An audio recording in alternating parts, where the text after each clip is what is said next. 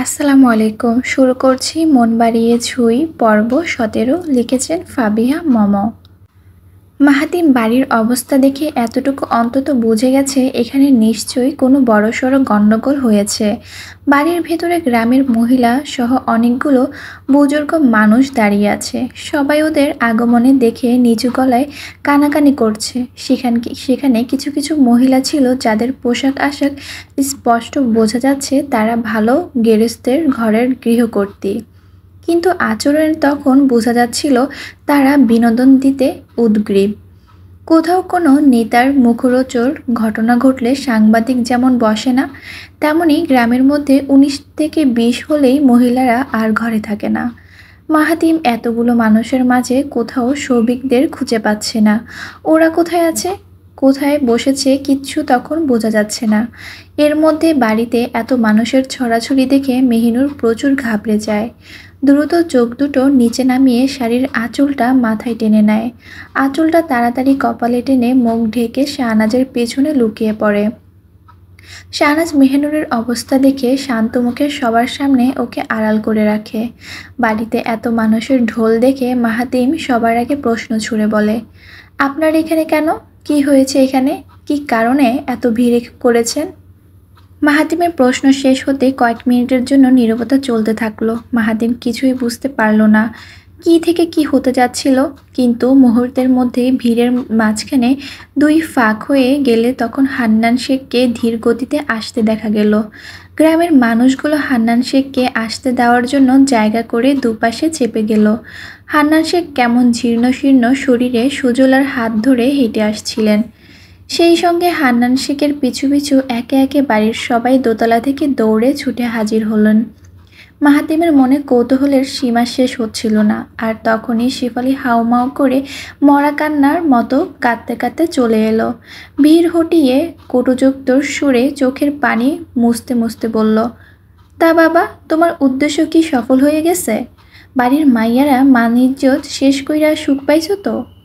মাহাতিমের এমন প্রশ্নের কোনো অর্থই বুঝতে পারল না। ভ্রু কুঁচকে সঙ্গে সঙ্গেই পাল্টা প্রশ্ন করে বলল, মেজমামি, আপনি সোজা রাস্তা ছেড়ে বাঁকা রাস্তা ধরছেন কেন? যা বলতে চাইছেন সেটা সোজা সাপটা বললে কি সমস্যা? কি হয়েছে? শেফালি কান্নারত মুখটা কঠোর করে মাথার ঘোমটাটা আরেকবার ঠিক করল। মাহাতিমের দিকে কয়েক পা এগিয়ে ওর সামনে এসে বলল, তুমি সোজা রাস্তা জানবার চাও তাই না? তাহলে শোনো, তুমি আব্বার কাছে কি বইলা গেছিলা? তুমি সবগুলা মাইয়ারে ভালো মতো দেখভাল করবা, এই কথা বলছিলা না? তুমি ওই তরুণের হাতে মাইয়াডারে একলা ছাইরাছো কেমনে? ওই কুলাঙ্গারের কাছে আমাগর মাইয়ার ফালাইয়া কি সুখ পাইছো তুমি? এইটার উত্তর তুমি দিবা, আজকেই দিবা। আমি কোনো কথা শুনবার চাই না। তুমি আমার মাইয়ার সাথে ভুল করিছো। তুমি ওরে ঘুরবার লিগা না নিয়া গেলে আজকে এই দিন দেখবার লাগতো না। সব তোমার দোষ, তোমার দোষ। বলতে বলতে পুরো গ্রামবাসীর সামনে কান্নায় ঢলে পড়ল শেফালি। কান্নার আওয়াজ বেড়ে যেতেই গ্রামবাসীরা নিজেদের মধ্যে কানাঘুষা করে কথা বলতে লাগলো। এদিকে হান্নান শেখ পাথরের মতো কাঠের একটা চেয়ারে বসে আছেন। সুজলা বারবার আব্বা ও আব্বা ডেকে হাত পাখার হাওয়া করছেন। মার্জা আঙ্গিনার চৌকিতে থম মেরে বসে থাকতেই হঠাৎ সৌভিকদের আগমন হলো। সৌভিকরা সবাই দোতলা থেকে একযোগে নেমে আসলো। শেফালি এমন পর্যায়ে কাঁদতে লাগলো যেটা দেখে কিছু গ্রামের মহিলা এসে দ্রুত ধরাধরি করে একটা বেতের মোড়া এনে বসিয়ে দিল। মাহাতিম কিংকর্তব্যবিমূঢ় হয়ে চারপাশে তাকাতে থাকলে হঠাৎ সৌভিকদের দেখা পেয়ে সেখানে ছুটে গেল। সৌভিকের কাঁধে হাত রেখে মাহাতিম জোর গলার বলে উঠল, আমি আসার আগে কি হয়েছে এখানে? শেফালি মামি কি নিয়ে এমন কাহিনী করছে? মাহাতিমের চটপট প্রশ্ন শুনে সৌভিকরা নিজেদের মধ্যে চাওয়াচাওয়ি করল। সাবির চোখের ইশারায় কি যেন ইঙ্গিত দিলে ফারিন সবার মধ্যে থেকে সাহস করে বলল, ভাইয়া, ঘটনা এখানে উল্টে গেছে। আমরা বাড়িতে ঢুকেই দেখি এই অবস্থা হয়ে গেছে। তরুণ যে মেহিনুরের সাথে কেলেঙ্কারি করার চেষ্টা ছিল সেটা সুরাইয়া কাল রাতেই বলে দিয়েছে। আমরা সবেমাত্র বাড়িতে ঢুকেছি, অমনে সুরাইয়া হাউমাউ করে কেঁদে উঠেছে। আমরা তো একদম তাজ্জব বনে গেছিলাম ওর কান্না দেখে। ও কী কারণে কেঁদে উঠলো বুঝতেই পারিনি। ও দেখি এক দৌড়ে শেফালি মামির গলা জড়িয়ে ধরল আর মেহিনুরের ব্যাপারে কী সব মিথ্যে কথাগুলো বলল। আমি 7 জনমও ভুলব না ভাইয়া। হান্নান নানা সেই থেকে থমকানো অবস্থায় চুপ হয়ে গেছেন। মেহিনুর যে উনার কত আদরের সেটা তো তুমিও জানো। নানা এখন যে হারে নীরবতা পালন করছেন, প্রচুর ভয় লাগছে ভাইয়া। উনি মুরব্বী মানুষ হলেও কাজকর্মের ব্যাপারে প্রচুর করা, কিন্তু বিশ্বাস করো, সুরাইয়ার মতো এত জঘন্য মেয়ে আমি আমার একটা লাইফও দেখিনি। মাহাতিম এমন চালবাজির ঘটনা শুনে নির্বাক হতবাক হতবম্ব হয়ে গেল। গতরাতে মেহিনুরের সাথে যে খারাপ ঘটনা হতে যাচ্ছিল সে বিষয়ে সবাইকে চুপ থাকার জোরদারভাবে বলেছিল মাহাতিম। বাড়িতে কেউ যেন আগ বাড়িয়ে কথা না তুলে সেটাও ভালোভাবে বুঝিয়ে বলেছিল সে। কিন্তু সুরাইয়া এখানে এসে এত বড় পোল্টি মারবে সেটা কল্পনাও ভাবতে পারেনি মাহাতিম। এখানে সবচেয়ে বড় কথা হচ্ছে, এসব মান সম্মানের ব্যাপার নিয়ে গ্রামবাসীর কাছে কাহিনী পৌঁছে গেলে সহজে ভালো ঘর থেকে মেয়েদের জন্য বিয়ের সম্বন্ধ আসবে না। মেহিনুরের বিয়ে ঠিক হয়ে গেলেও বাকি মেয়েগুলোর জন্য এটা ভীষণ চিন্তার কথা। মাহাতিম ছোট্ট একটা নিঃশ্বাস ছেড়ে সবগুলো কথা চিন্তা করতে লাগলো। এদিকে সুরাইয়া যে চালটা দিয়েছে সেটা ঠিকঠাক মতো জায়গায় ফিরিয়ে আনা একটু কঠিন। তবুও মাহাতিম সব কিছু ভেবেচিন্তে সুরাইয়াকে নিচে আনার জন্য সাবাকে পাঠিয়ে দিল। সাবার আদেশ পেয়ে সুরাইয়াকে আনতে চলে গেল। কিছুক্ষণের মধ্যে সাবা টানতে টানতে সুরাইয়াকে সিঁড়ি দিয়ে নিচে নামালো। সবার সামনে এনে মাহাতিমের উদ্দেশ্যে বলল, মাহাতিম ভাইয়া, যা বলার বলুন, ওকে নিয়ে এসেছি। মাহাতিম সাবার দিকে তাকিয়ে সায় বুঝিয়ে মাথাটা মৃদু ভঙ্গিতে নাড়ালো। সুরাইয়া ভীতু হয়ে যাওয়ার মুখটার দিকে তাকিয়ে মাহাতিম পরপর দুবার তালি মেরে সবার দৃষ্টি আকর্ষণ করলো। সুরাইয়া ভয়ে চুপসে যাওয়ার বেলুনের মতো মিয়ে গেছে। শেফালি মাহাতিমের অবস্থা দেখে নিজেও ভিতরে ভিতরে শঙ্কানুভব করছে। মাহাতিম এখন কি করবে কে জানে। কিন্তু ততক্ষণে মাহাতিম সুরাইয়ার দিকে থেকে দৃষ্টি সরিয়ে হান্নান শেখের দিকে তাকিয়ে বলল, হান্নান নানা, আমি খুব লজ্জার সাথেই বলতে চাচ্ছি, আপনার নাতনি সুরাইয়া এক নাম্বার মিথ্যাবাদী। ওর মানসিক চিকিৎসার প্রয়োজন বলে মনে করছি। ও আপনাকে কি মিথ্যা শুনিয়ে গুল খাইয়ে দিয়েছে?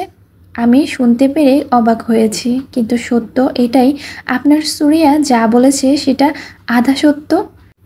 যা হয়েছে, যেটা হয়েছে ওটা আমার জন্য খারাপ দিকে যেতে পারেনি, কিন্তু এরকম মিথ্যে কথা বলার জন্য বাড়িতে হই হুল্লোড় অবস্থা হবে সেটা সত্যি চিন্তার বাইরে ছিল। মাহাতিমের কথায় হান্নান শেখ কঠোর দৃষ্টিতে তাকালেন। 3 দিন ধরে বাড়ির বাইরে নাতনি পাঠিয়ে যতটা টেনশনে ছিল, আজ সেই টেনশনের ফলাফল সত্যি সত্যি খারাপ হলো। হান্নান শেখ প্রচণ্ড রূপে মাহাতিমের উপর ক্ষেপে আছেন।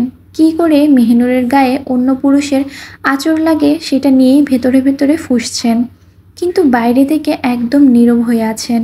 তিনি কথা বলার জন্য শুষ্ক ঠোঁটজোড়া জিহ্বা দিয়ে ভিজিয়ে নিলেন। মাহাতিমের দিকে ভাবশূন্য দৃষ্টিতে বলে উঠলেন, আমার নাতনিদের নিরাপত্তা নিয়ে তুমি কি যেন বলেছিলে মনে আছে? প্রশ্নটা শুনে মাহাতিম তখন জোরে একটা নিঃশ্বাস ছাড়ে, নিজেকে যথাযোগ্য দোষী সাব্যস্ত করে দৃষ্টি নত করে রাখে। রাগান্বিত হান্নান শেখের সামনে ধীর পায়ে হেঁটে এসে কোমল সুরে বলে, নানা, কে আপনার কানে কী ধরনের কথা লাগিয়েছে সেটা আমি জানি না, তবে এই কথা বলতে বাধ্য হব। আমি আপনার নাতনিদের সুস্থ সমেত হাজির করেছি। রিসোর্টে যে ঘটনাটা ঘটেছিল ওটা সত্য হলেও আধা সত্য ছিল, আর আপনি এটাও জানেন আধা সত্য মিথ্যের সমতুল্য। রিসোর্টের তরুণ এসে মেহিনুরের উপর দ্বিতীয়বার কুকর্ম করতে চেয়েছিল, কিন্তু তরুণ তখন আমার জন্য কিছুই করতে পারেনি। আপনি যদি তরুণের মুখ থেকে সত্য শুনতে চান তাহলে আমাকে একটু সময় দিন, আমি ওকে আনার ব্যবস্থা করছি।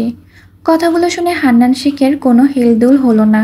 তিনি কঠোর মুখভঙ্গিতে চেয়ে রইল মাহাতিমের দিকে।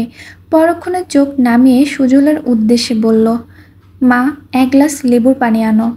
সুজলা আদেশ পেয়ে হাওয়া করা বন্ধ করে বলল, জি আব্বা। সুজলা লেবুর পানি আনার জন্য রান্নাঘরে চলে গেল। হান্নান শেখ শক্ত চাহনিতে মাটির দিকে তাকিয়ে আছেন। কিছুক্ষণ নীরবতা কাটিয়ে মার্জার উদ্দেশ্যে বললেন, মার্জা মা, তোমার ছেলে যে ওয়াদা ভঙ্গ করেছে এর জন্য তুমি কি বলবে? মার্জা কালো শাড়ির আঁচলটা মাথায় ঠিকঠাক মতো টেনে নিলেন।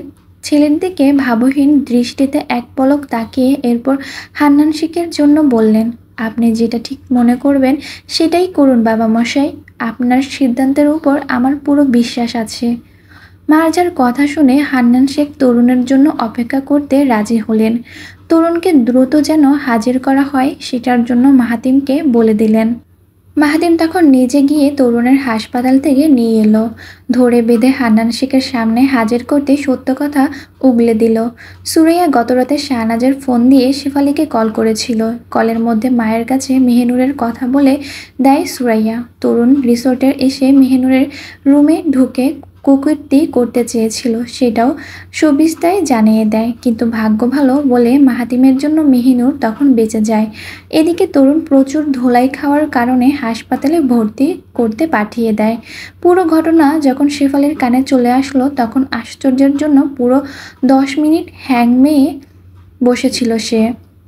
এদিকে সুরাইয়া সব কিছু বলে দিতে শেফালি বাজে একটা বুদ্ধি আঁটে, আর সেই বুদ্ধির জন্যই পুরো গ্রাম ডেকে হাহাকার করা তামাশা করে বসে। তরুণের অবস্থা খুবই নাজুক এখন। হাতে স্যালাইনের নল ঢুকানো ওর। হাসপাতালের থেকে জরুরি রেফারেন্সের ভিত্তিতে হাসপাতাল থেকে অ্যাম্বুলেন্সে দিয়ে ছেড়েছে। মাহাতিম বুকের কাছে 2 হাত ভাঁজ করে তরুণের দিকে তাকিয়ে আছে। তরুণ হুইল চেয়ারে বসা অবস্থায় ভয়ে ভয়ে তাকিয়ে আছে। মাহাতিমের হাতে ধোলাই খেয়ে চোয়াল একপাশে বেঁকে আছে। বাম চোখটা এমনভাবে ফুলে আছে যেন মৌমাছি কামড়েছে। ডান হাতটা প্লাস্টার করা বলে সেটা গলার দুপাশ থেকে রশি টেনে বুকের ঝুলিয়ে রেখেছে। মাহাতিম চোখ শক্ত করে প্রথম কুকর্মের কথা জানাতে ইশারা করলো। তরুণ বাঁকানো চোয়ালের খুব কষ্টে ঢোক গিলে আবার বলে কথাগুলো বলতে লাগলো। আমি শাওনের জন্য এই বাড়িতে আসতে পারতাম না। শাওন কিভাবে জানি বুঝে গিয়েছিল আমি ওর ছোট বোন শাহনাজকে পছন্দ করতাম। এতটুকু কথা বলে জোরে জোরে হাঁপাতে লাগলো তরুণ। শ্বাসকষ্টের রোগীর মতো খসখসে আওয়াজ, শ্বাস টানতে লাগলো সে। এদিকে তরুণের মুখে শাহনাজের কথা শুনে আগুনের মতো তাকিয়ে আছে সৌভিক। রাগে ইচ্ছে মতো গালিগালাজ করছে। সৌভিকের অবস্থা দেখে কুলকিনারা হারানোর মতো কাচুমাচু করছে শাহনাজ। দূর থেকে সৌভিকের দিকে অসহায় দৃষ্টিতে তাকিয়ে আছে। সৌভিক তরুণের দিকে রাগে কটমট করতে থাকলে হঠাৎ শাহনাজের দিকে চোখ পড়ে। শাহনাজ সবার দৃষ্টি বাঁচিয়ে সৌভিকের জন্য ঠোঁট নাড়িয়ে বলে, সৌভিক ঠান্ডা। সৌভিক ঠোঁট নাড়ানো কথাটা বুঝতেই মাথাটা সঙ্গে সঙ্গে না ভঙ্গিতে 2 বার নাড়ালো। উপস্থিত সবার দৃষ্টি অগোচরে গলার কাছে ডান হাতটা চুলকানোর ভঙ্গিতে উঠালো। অন্যদিকে তাকিয়ে কেবল বৃদ্ধাঙ্গুল দিয়ে গলা বরাবর এক টান দিল। ওই দৃশ্য দেখে শাহনাজ ভয়ে চমকে উঠল তৎক্ষণাৎ। আশেপাশে তাকিয়ে চোখ নামিয়ে ফেলল। আবার সতর্কতার সাথে চোখ তুলে সৌভিকের দিকে আগের মতোই বলে উঠল, ওকে জবাই করতে হবে না সৌভিক, মাহাতিম ভাইয়া ওকে পঙ্গু বানিয়ে দিয়েছে। সৌভিক সেদিকে না তাকিয়ে সামিকের সাথে ইচ্ছে করে কথা জুড়ে দেয়। তরুণ আবার কাহিল ভাব কাটিয়ে বলে ওঠে, শাওন পড়াশোনার জন্য বিদেশে চলে গেলে আমি গ্রাম ছেড়ে চলে যাই। কিন্তু কয়েক বছর পর যখন বাবার সাথে ভিটে বাড়ি বিক্রি করতে আসি তখন মেহেনুরের দিকে অনেক ভালো লাগে।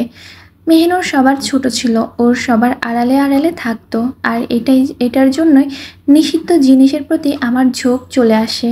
আমি সুরাইয়াকে দিয়ে মেহেনুরকে যেভাবে হক গোয়ালঘরের আনতে বলেছিলাম মেহিনুর আসছিল, কিন্তু ওর সাথে কিছু করার আগেই ও ভয়ে পালিয়ে যায়। আমি সেদিন কিছুই করতে পারিনি। এর মধ্যে মাহাতিম ভাইজান আমাকে জন্মের মারা মারে, জানের ভয় দেখায়। আমি ওই দিন রাতে আর চিন্তা না করে শহরের জন্য রওনা দিই, কিন্তু মেহনুরের উপর প্রতিশোধ নেওয়ার জন্য আর শহরে ফিরিনি। গ্রামের বাইরে আবার এক ছোট ভাই রিসোর্ট করছিল, নতুন নতুন ব্যবসা। ওর সাথে পার্টনারের জয়েন্ট দিলাম। কিন্তু এদিকে ভাগ্যের জোরে মাহাতিম ভাইজান ঘোরাঘুরির জন্য ওই রিসোর্ট বুক করলো। আমি সবার থেকে লুকিয়ে চলতাম, চুপি চুপি মেহনুরকে দেখতে যেতাম, কিন্তু প্রতিবারই সিয়াম ভাইজান, নীতি, মাহাদি ওদের জন্য কাছে ভিড়তে পারতাম না, কোনোবারই কিছু করতে পারতাম না। গতকাল গ্রিল পার্টির আয়োজন করছিল, আমি ওই সুযোগে মেহনুরের রুমে গেলাম, কিন্তু এইবারও কিছু করার আগেই ভাইজান।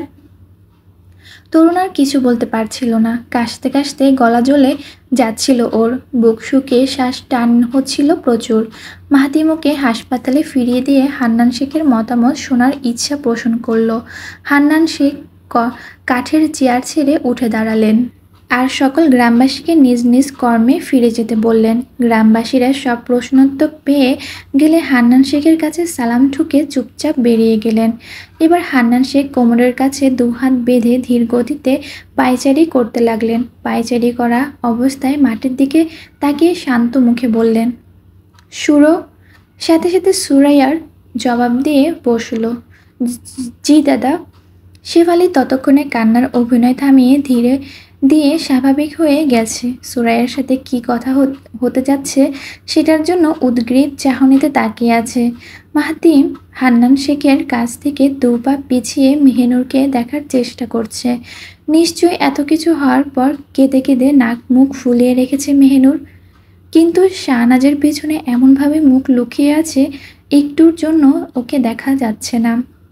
হান্নান শেখ সুরাইয়াকে কঠিনভাবে জেরা করতে থাকলে তোফ এদিকে সৌভিকের কানে ফিসফিসিয়ে করে বলল, সৌভিক রে, আমার শরীর যে কেমনে জ্বলতেছে তোরে বুঝাইতে পারুম না।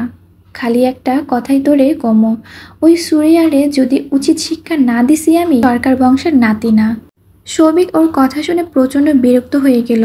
ভ্রু দুটো সুর নামিয়ে বলল, তোফ তুই চুপ থাকবি? এমন সিরিয়াস মোমেন্টে আবলাবি বন্ধ করবি।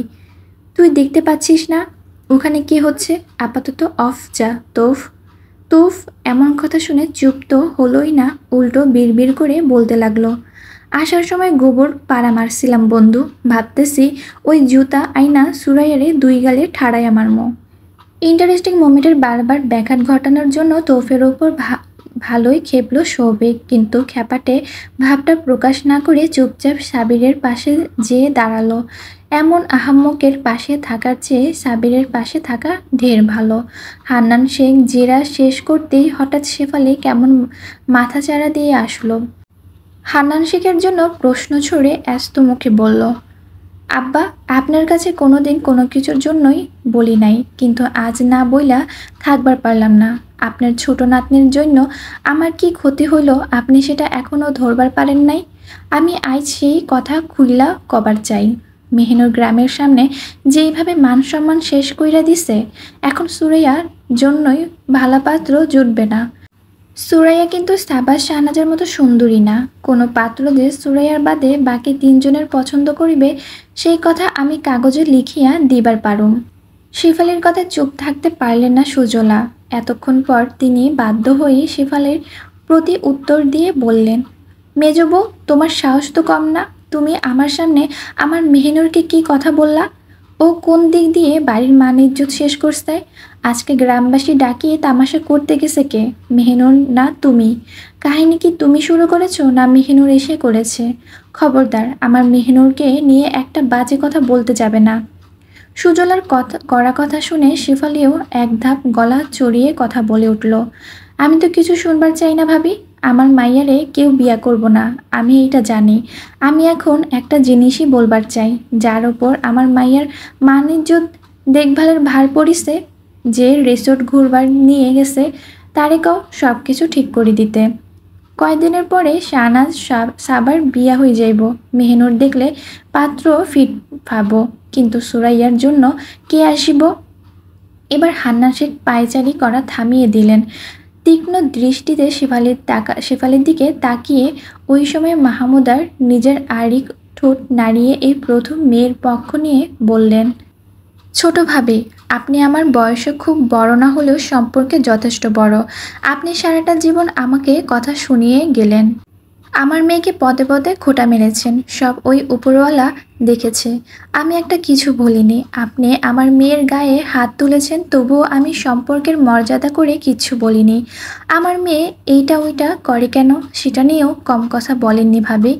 আপনি ওই ব্যাপারেও তরুণটাকেও বাড়িতে থাকার জন্য আব্বার কাছে তোষামাল করেছেন। ওই ছেলে আমার নিষ্পাপ মেয়েটার সাথে দুইবার খারাপ কাজ করতে চেয়েছে। আল্লাহ যদি মেহনুরের জায়গায় সুরাইয়াকে ফেলে দিত, তখন কি বলতেন ছোট ভাবি? আপনি কিভাবে আমার একমাত্র সন্তানকে দোষ দিতে গেলেন? মাহমুদার ভিজে আসা চোখ দুটো নরম আঁচলে চাপা পড়ল। আঁচল দিয়ে 2 চোখ মুছে চোখ নিচু করে বলল, আমার মেয়ের সাথে প্রতিবার আপনি খারাপ আচরণ করেছেন। আমার মেয়েটা সেই ছোটবেলায় কেঁদে কেঁদে বিচার দিত। এখন হাজার ব্যথা পেলেও আমার কাছে বলে না।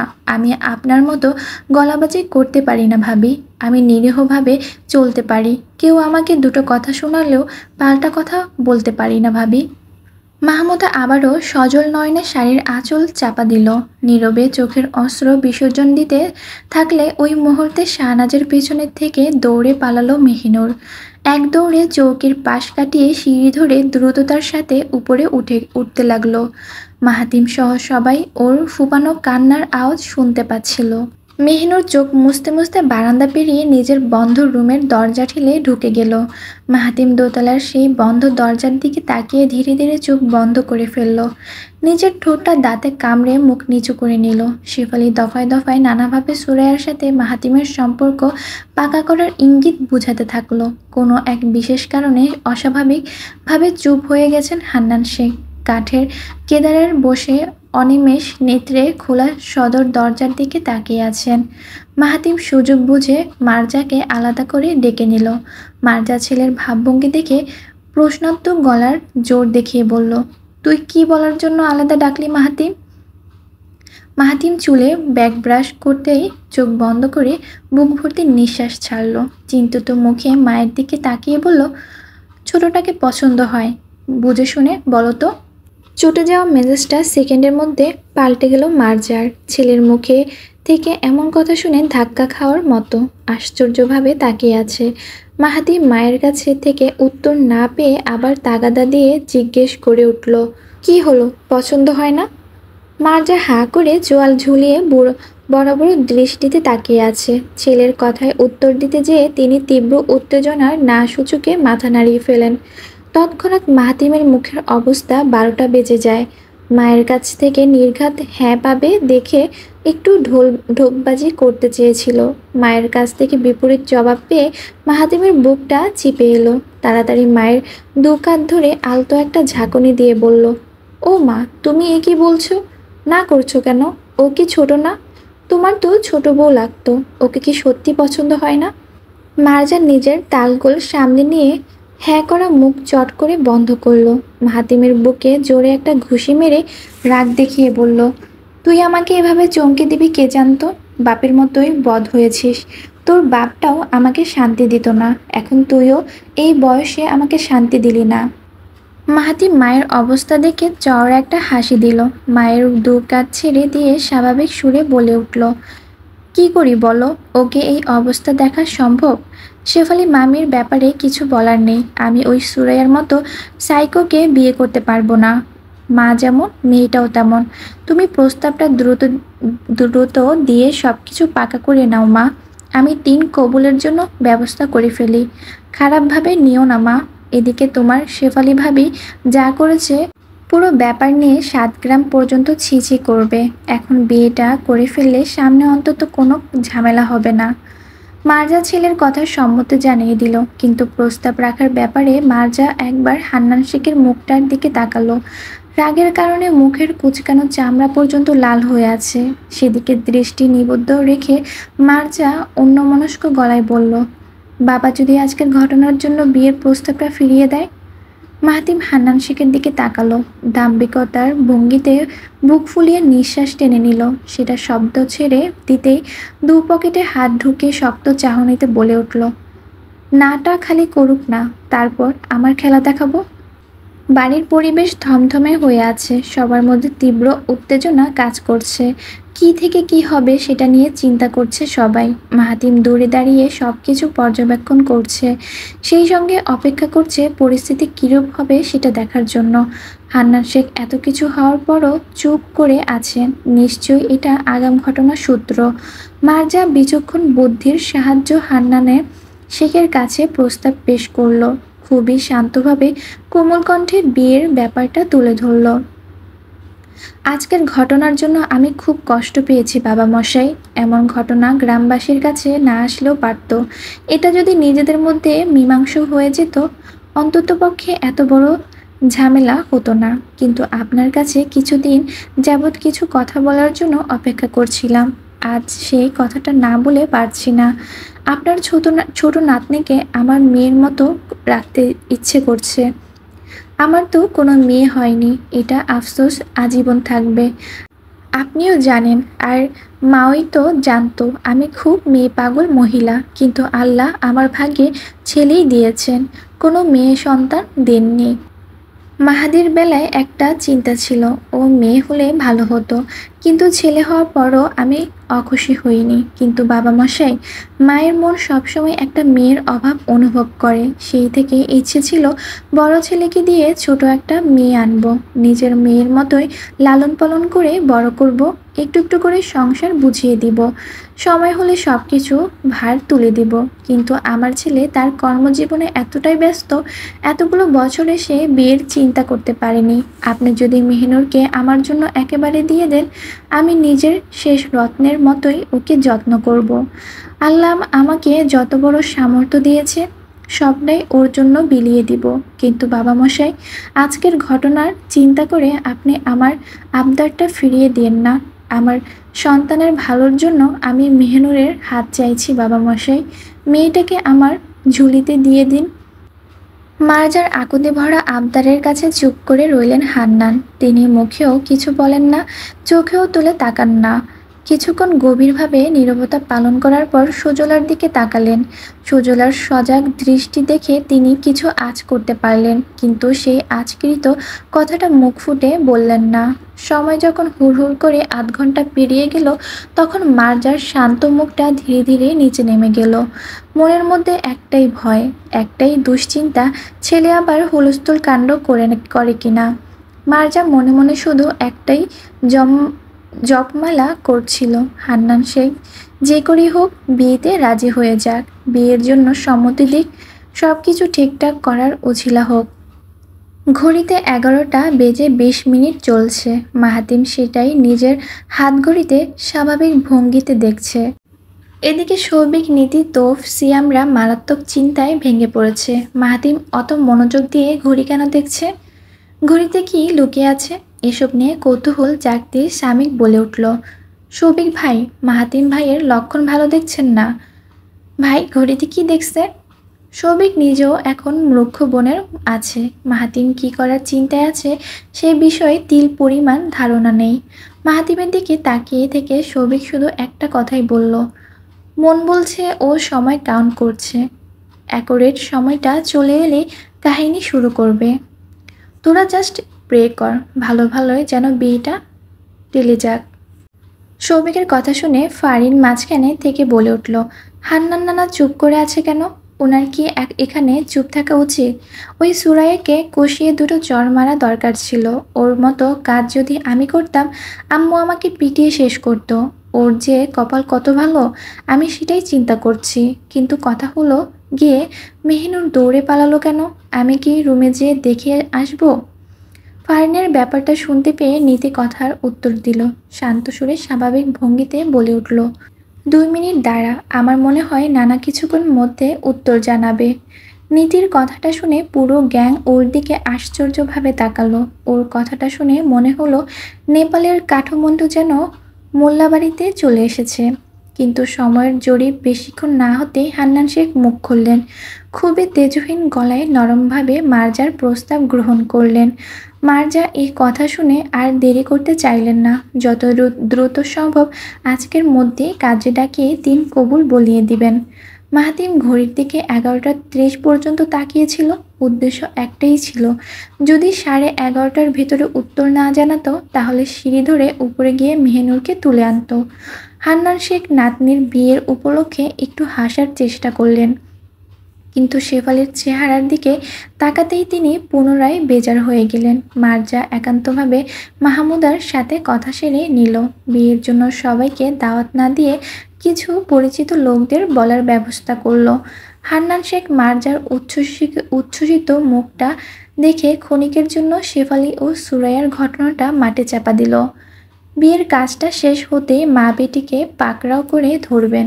গায়ে সাদা রঙের পাঞ্জাবি চাপিয়ে হাটের উদ্দেশ্যে গেলেন হান্নান শেখ। সঙ্গে নিজের দলবল ডাকিয়ে কিছু ছোকরাসহ আয়োজন লেগে পড়লেন।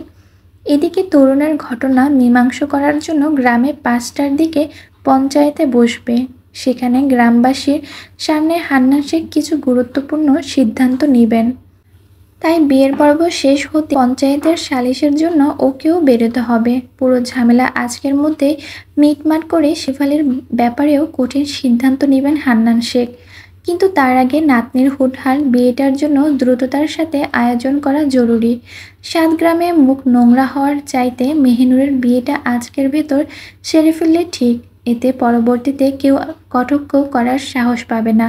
তাই হান্নান শেখ নিজেও বিয়েটার জন্য দেরি করতে চাইলেন না।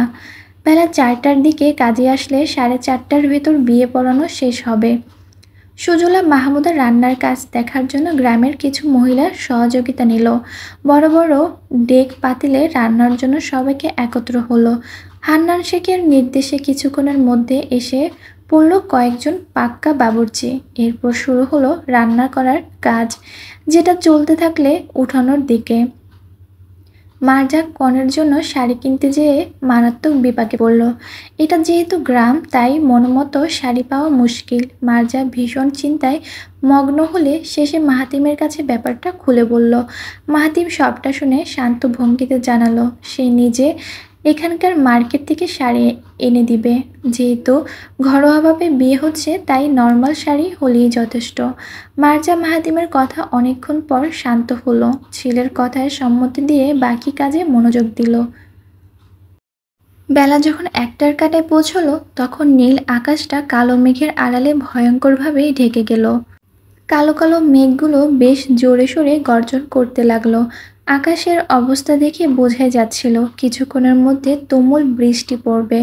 সবাই দ্রুত গতিতে কাজ সেরে বাড়িতে ঢুকে পড়ে।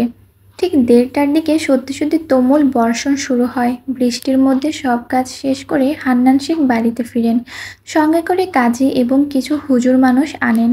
বৃষ্টি কমার অপেক্ষা করতে করতে এদিকে ৪টা বেজে যায়। বৃষ্টি কমার বদলে উল্টো অবস্থা দেখা দেয়।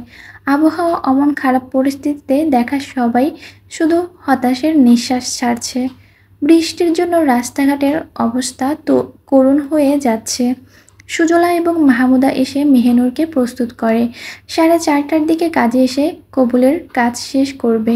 হান্নান শেখ কাজীকে ডেকে বিয়ের কাজ শুরু করতে বলেন। কাজীর আদেশে সিয়াম তখন মাহাতিমকে ডাকতে যায়। মাহাতিম সাদা শার্টের কলার ঠিক করে আয়নায় নিজেকে দেখে নেয়। সব কিছু পারফেক্ট দেখার পর নিচে নামে। কাজের বিপরীত সোফায় গিয়ে বসে পড়ে। মার্জা ছেলের কীর্তিকলাপ দেখে ক্ষুব্ধ হয়ে আছে। বিয়ের সময় সাদা শার্ট পরে নর্মাল পোশাকে সেজে এসেছে। মাহাতিম মায়ের দিকে এক নজর তাকালো ঠিকই, কিন্তু না দেখার ভান করে চোখ সরিয়ে ফেলল। কাজের দিকে মনোযোগ দিতেই কাঙ্ক্ষিত সময়ের পরপরই ৩ কবুল বলে দিল।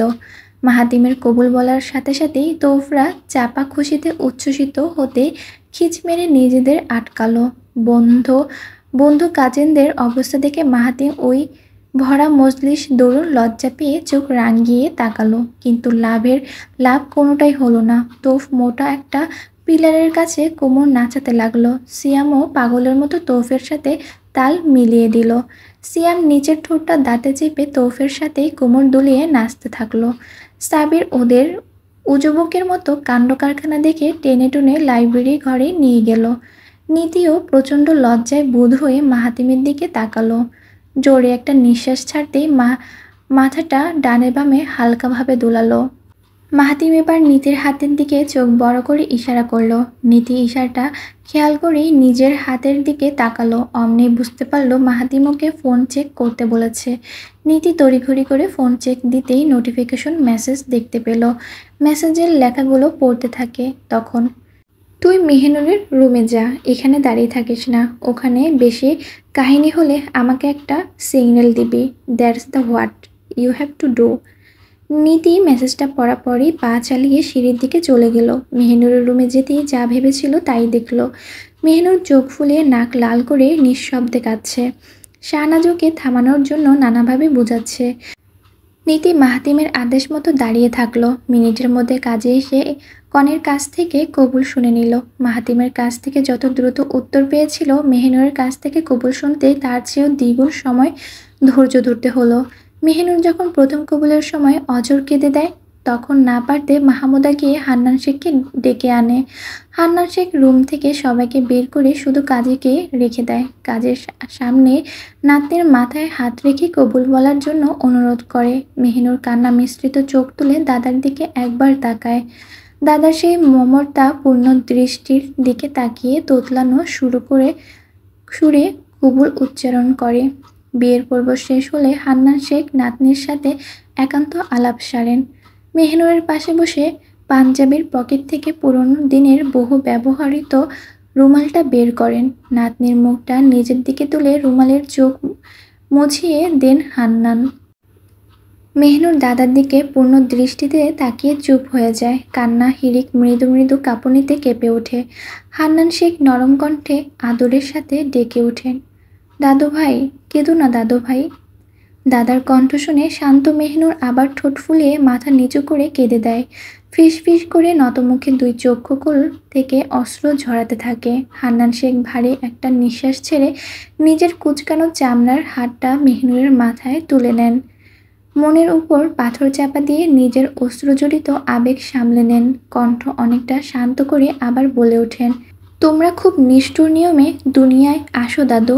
তোমরা মায়া বাড়িয়ে হুট করে কয়দিন পরে বাড়িতে চলে যাও।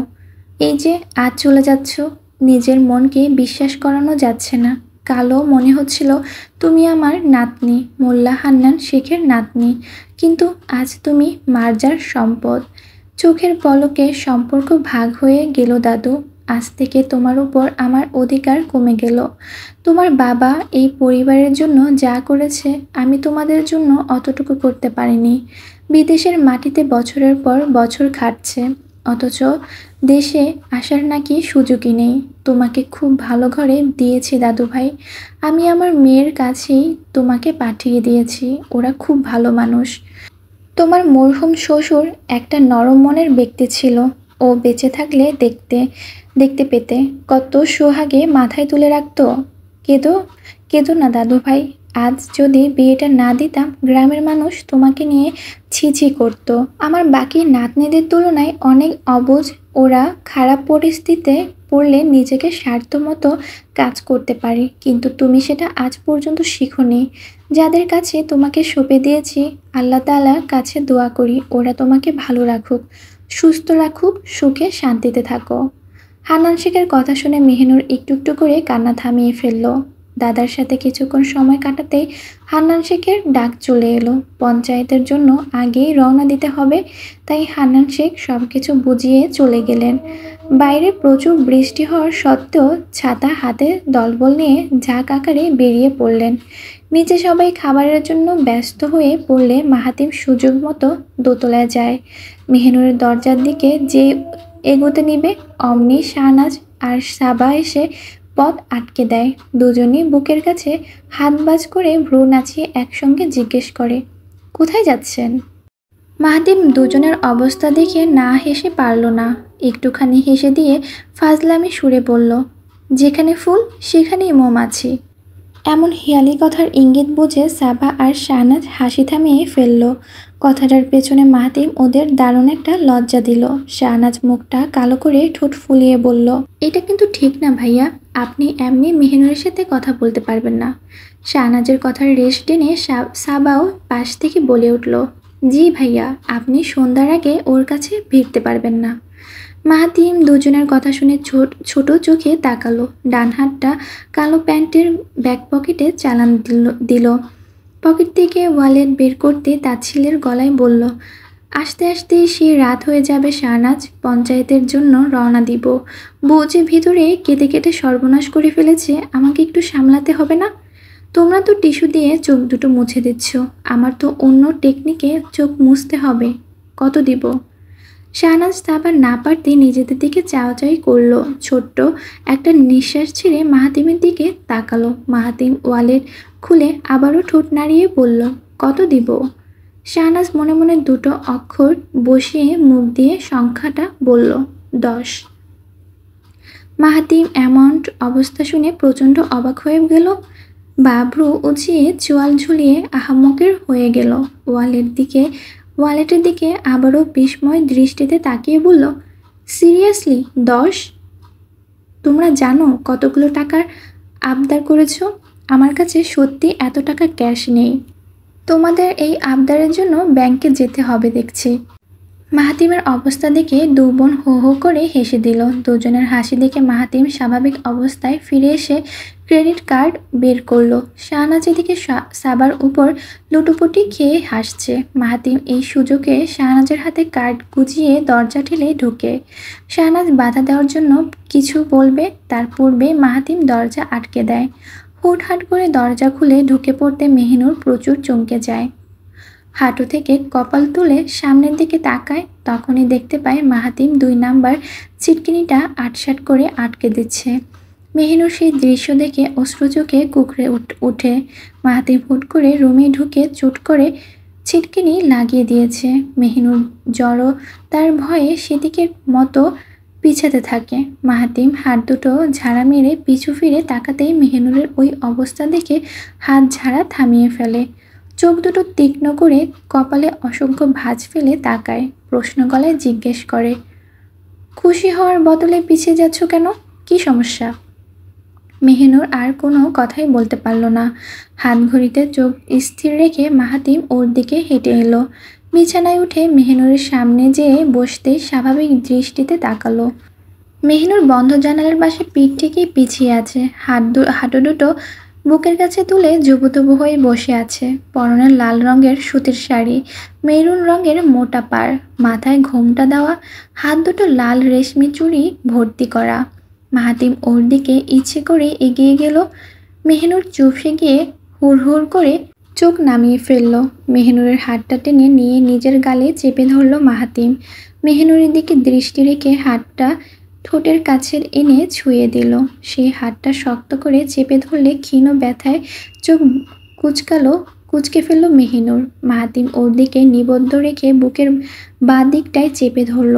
খুবই শক্ত করে বেশ চাপ দিয়ে বাপাসটা আবদ্ধ করলো। মেহিনুরের কোনো সাড়া শব্দ না পেয়ে কৌতূহল রেশে চোখ তুলে তাকালো। মাহাতিমের দিকে তাকাতে গিয়ে লক্ষ্য করলো মাহাতিম লম্বা লম্বা শ্বাস নিচ্ছে। নিবিষ্ট নয়নে স্থিরভাবে মেহিনুরের দিকে তাকিয়ে আছে।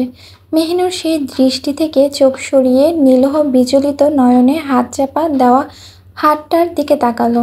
সাদা শার্টটার নিচে বুকের বাঁ পাশটা আঁটো হয়ে ঢেকে আছে।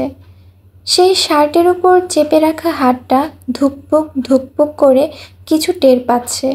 হাতের তালুতে জোরে জোরে হাতুড়ি পেটাচ্ছে কেউ। মেহিনুর সে জায়গাটা থেকে চোখ সরিয়ে মাহাতিমের দিকে তাকালো। লম্বা লম্বা শ্বাস নিতেই মাথাটা নিচু করে ফেলল মাহাতিম। চেপে রাখা হাতটাও ধীরে ধীরে আলগা করে দিল। এতে মুহূর্তের মধ্যে মেহিনুর হাতটা ওর হাতের বলয় থেকে বিছানায় পড়ে গেল। মাহাতিম নিচু সুরে বলতে লাগলো, তোমাকে দেখলে আমার এই অবস্থাটা হয় মেহিনুর। ঠিকমতো শ্বাস নিতে পারি না। নিতে গেলে বুকে টান লাগে, অসহ্য একটা ব্যথা হতে থাকে। সেই ব্যথাটা কষ্টের না দূরত্বের জানি না। এই অবস্থাটা সামলানোর দায়িত্ব তোমার। বুকে যেহেতু হাত রাখার অধিকার দিয়েছি, নিশ্চয়ই তোমার ছোট্ট দেহটা রাখার অনুমতিও আছে। আমি সেটার জন্য অপেক্ষায় থাকলাম মেহিনুর। কাউন্ট ডাউন শুরু।